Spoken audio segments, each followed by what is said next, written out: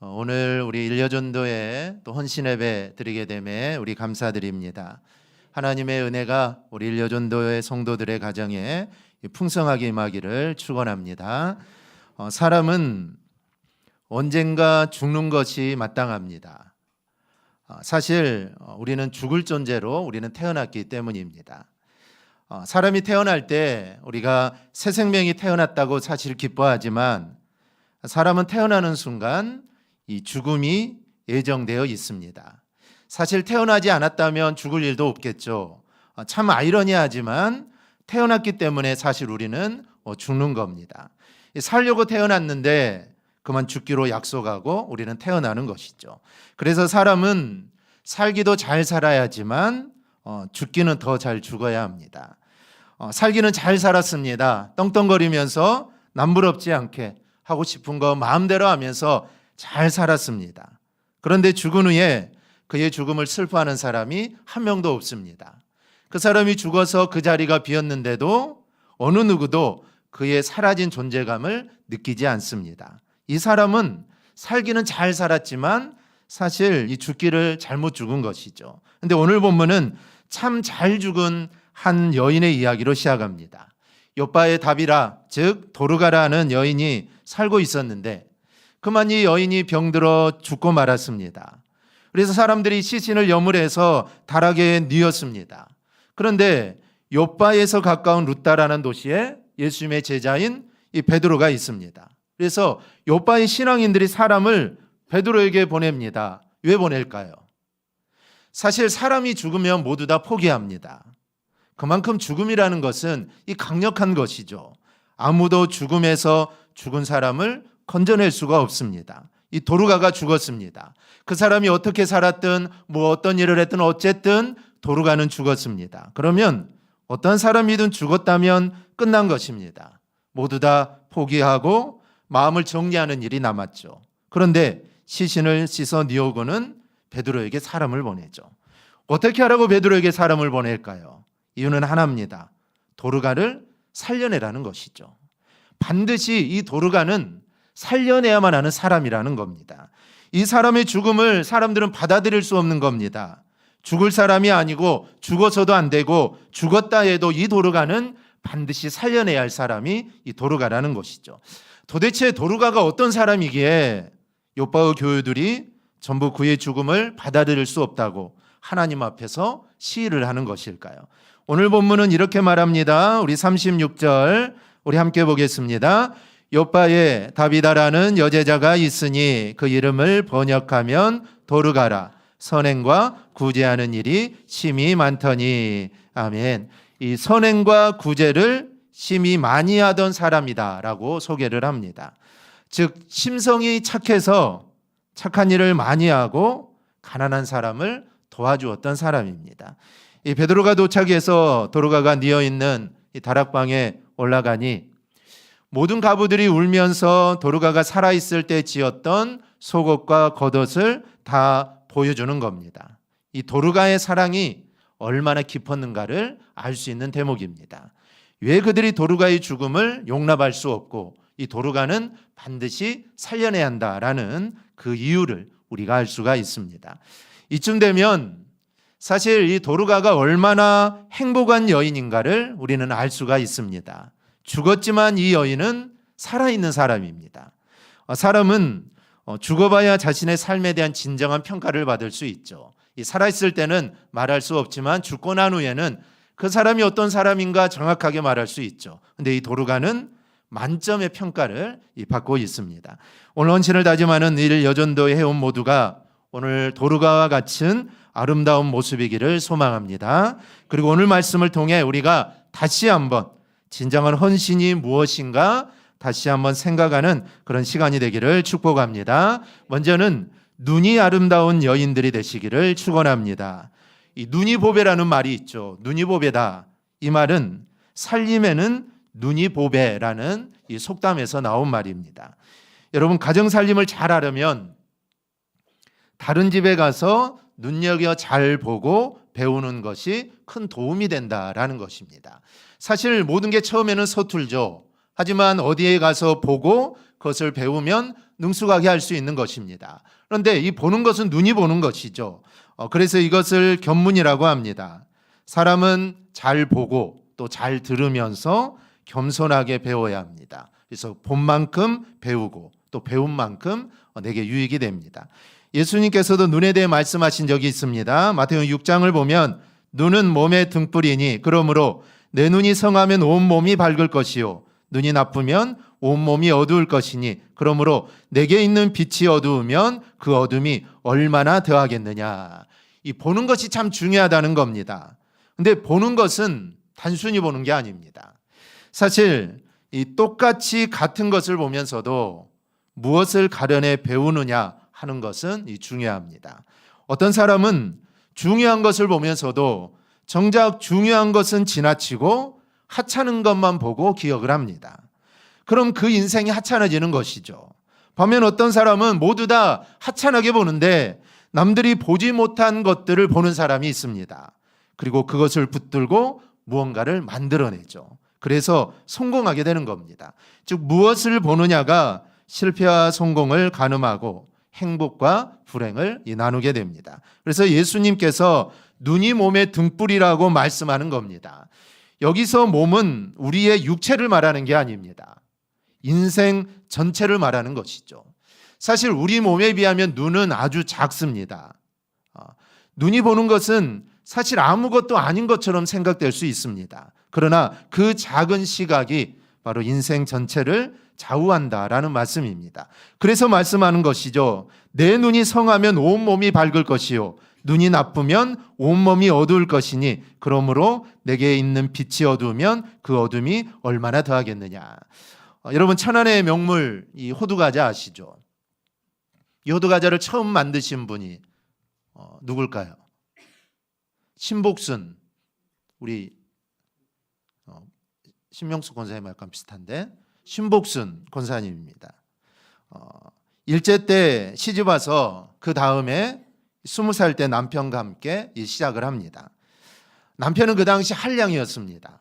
그런데 제빵 기술로도 그 지역에서 유명한 사람이죠. 신 권사님은 이런 남편의 바람기 때문에 자살까지 하려고 했습니다. 그러나 신 권사님은 그 위기를 신앙으로 이겨낼 마음을 먹죠. 그리고 기도하면서 남편을 잘 살펴보고 또 주변 환경도 잘 살펴보고 또 주위를 잘 살펴봅니다. 그랬더니 남편의 뛰어난 제빵 기술이 눈에 들어온 것이죠. 그리고 천안에 표피가 얇고 고소한 맛의 호두 그리고 천안 주변에서 나는 흰팥 또 붉은 팥들이 함께 보이는 겁니다. 그래서 이것을 가지고 내가 뭘 할까 그가 생각하고 고민한 끝에 호두 과자의 아이디어가 떠오르게 된 것이죠. 그래서 제빵 기술과 호두, 팥을 재료로 한 모양도 호두처럼 생긴 이 빵을 굽고자 남편에게 아이디어를 제공하게 됩니다. 그리고 하나님을 의지함으로 하나님 앞에 정직하게 질이 좋고 맛 좋은 호두 과자를 만들어서 정당한 값에 파는 일에 전념을 하게 됩니다. 그렇게 90평생을 그 재료와 그 모양을 유지하면서 호두 과자를 만들게 되고 이제 천안하면은 호두 과자가 생각날 정도로 이 천안의 명물이 되게 합니다. 그리고 하는 일에 복음을 전하는 일을 잊지 않습니다.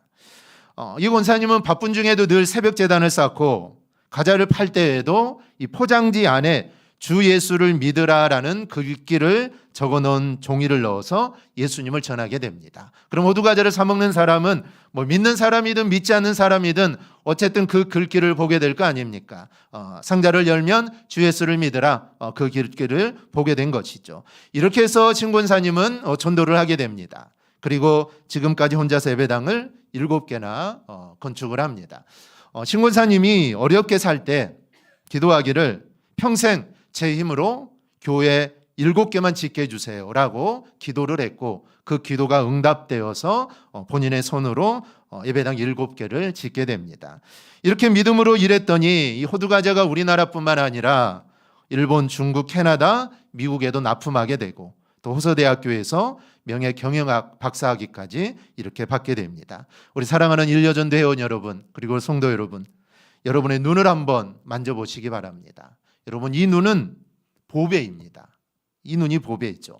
하나님은 여러분에게 하나님의 기적의 역사의 싹을 볼 수 있는 이 눈을 하나님은 여러분에게 허락해 주셨습니다. 그러니 여러분은 이 눈을 보배로 여길 수 있기를 바랍니다. 이 눈은 여러분의 인생뿐 아니라 우리 교회와 나아가 여러분의 가정과 또 세상을 밝힐 능력이 담겨 있는 눈이라는 것을 여러분 절대로 잊지 않기를 바랍니다. 중요한 것은 눈을 가지고 있다라는 게 중요한 게 아니죠. 그 눈으로 무엇을 보느냐가 중요합니다. 여러분은 무엇을 보고 있습니까?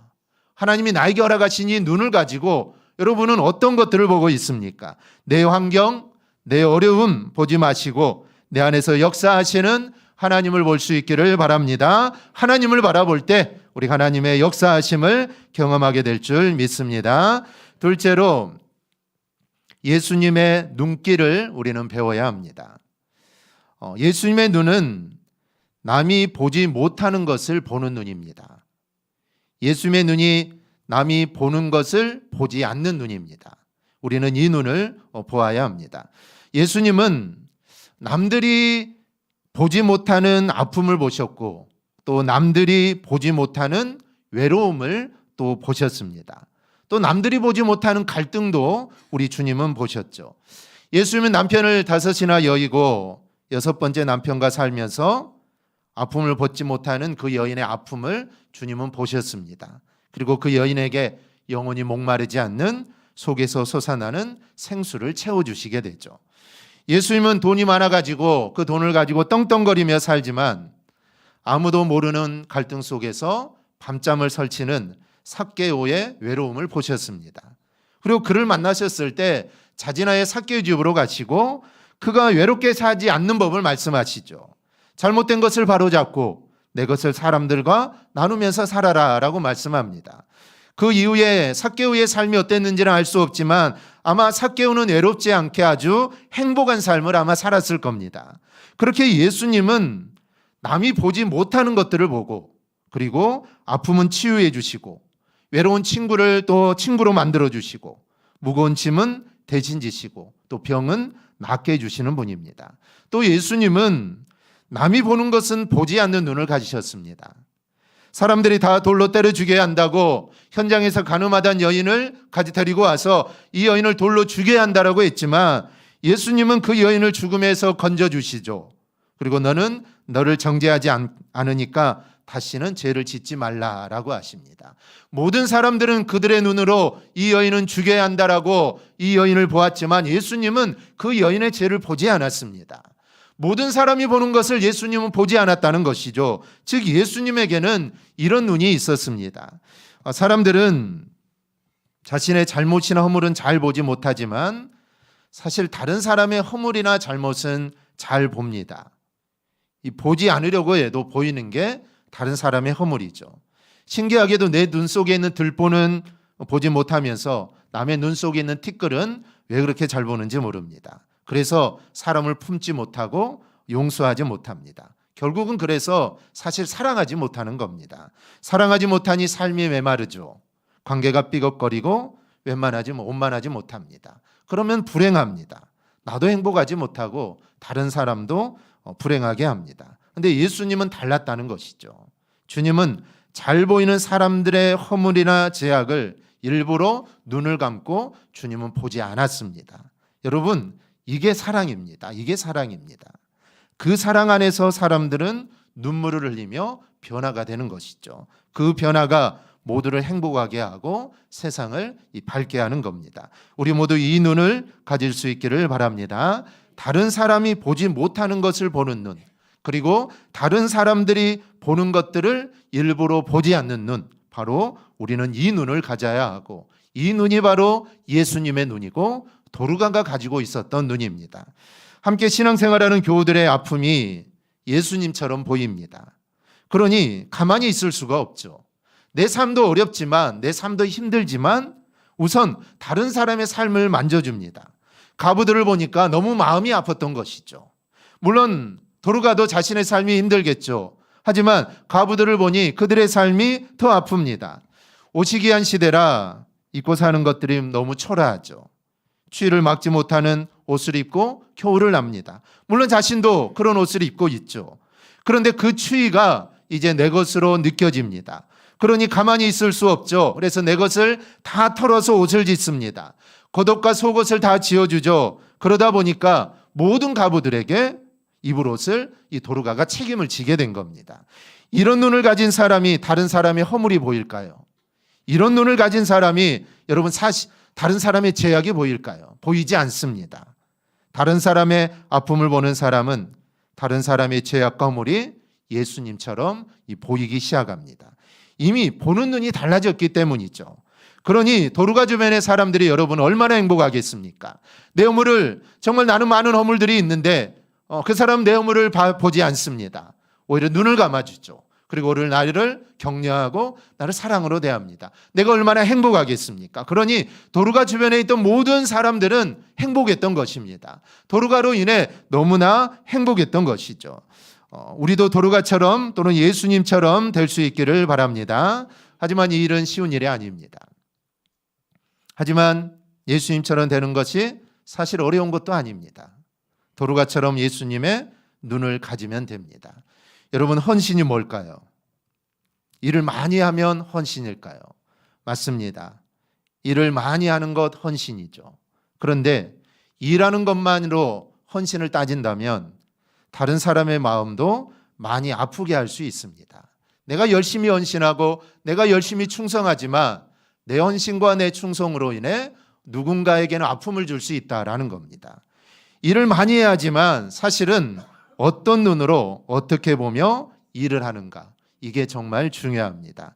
저는 오늘 헌신 예배를 드리는 우리 일여전도 회원들, 그리고 오늘 말씀을 듣는 우리 성도들이 정말 예수님을 닮은 그리고 도르가와 같은 눈의 헌신을 부탁드립니다. 세심하고 또 사력 있고 또 많은 기도로 주변을 잘 살펴보고 아픔을 치유하고 허물을 덮는 그런 주인공들이 꼭 될 수 있기를 바랍니다. 여러분, 이것이 바로 부활의 헌신입니다. 도르가는 부활했습니다. 그를 향한 성도들의 사랑을 하나님은 외면하지 않으셨고 베드로를 통해 그를 다시 살려주십니다. 도르가의 헌신이 부활의 헌신이라며 그 어떤 헌신보다 이거 승하는 헌신이 아니겠습니까? 다른 헌신보다 우리 모두 이 헌신을 먼저 소유할 수 있기를 바랍니다. 우리 교회는 참 소중한 예수님의 여제자들이 참 많습니다. 저는 여러분들이 정말 도르가 못지않는 하나님을 향한 그 사랑을 가지고 있다는 것을 저는 잘 알고 있습니다. 이 사랑과 보배로운 눈의 헌신을 정말 주님 앞에 옥합처럼 깨트려드리는 헌신의 주인공들이 꼭 될 수 있기를 바랍니다. 우리 여성들은 정말 교회의 어머니와 같은 존재들입니다. 그래서 교회를 잘 살피고 또 교회를 잘 돌보고 또 우리 남전도회가 해야 될 일이 있지만 또 우리 여전도회가 해야 될 일이 있지 않습니까? 일들을 잘 구분하여 자신들에게 주신 일들을 잘하고 또 헌신하고 나아갈 때 사실 교회가 든든하게 세워지는 것입니다. 교회가 세워지는 것은, 교회가 든든해지는 것은 모든 성도들의 헌신과 충성으로 인해 교회가 든든히 세워지는 것입니다. 한 사람으로는 되지 않죠. 한 사람으로는 교회는 세워질 수 없습니다. 우리 모두가, 모든 성도들이 모두가 함께 헌신하고 교회를 위해 충성하며 나아갈 때 이 교회가, 우리 모두가 교회의 버팀목이 되어서 교회를 든든하게 세워가는 것입니다. 만약에 한 사람이 삐걱거리고 한쪽이 삐걱거리며 한쪽으로 기울 수밖에 없습니다. 그래서 정말 우리 모두의 헌신이 중요하고 정말 내가 주님 앞에 헌신해야겠다. 정말 주님이 나에게 맡겨주신 그 헌신, 하나님 나에게 맡겨주신 사명을 내가 정말 잘 감당해서 교회를 든든하게 세워가야겠다라는 그런 마음가짐을 가지고 우리가 나아갈 때 사실 교회는 든든하게 세워지는 것입니다. 교회가 든든히 세워져야 악한 세력이 틈타지 못하고 악한 마귀가 우리를 넘어뜨리지 못합니다. 우리 모두 이 사실을 기억하고 정말 주님께 칭찬 듣는 교회를 세우는 우리 일여전도의 회원들과 그리고 대강의 모든 성도들이 되기를 주님의 이름으로 축원합니다. 아멘. 기도하겠습니다.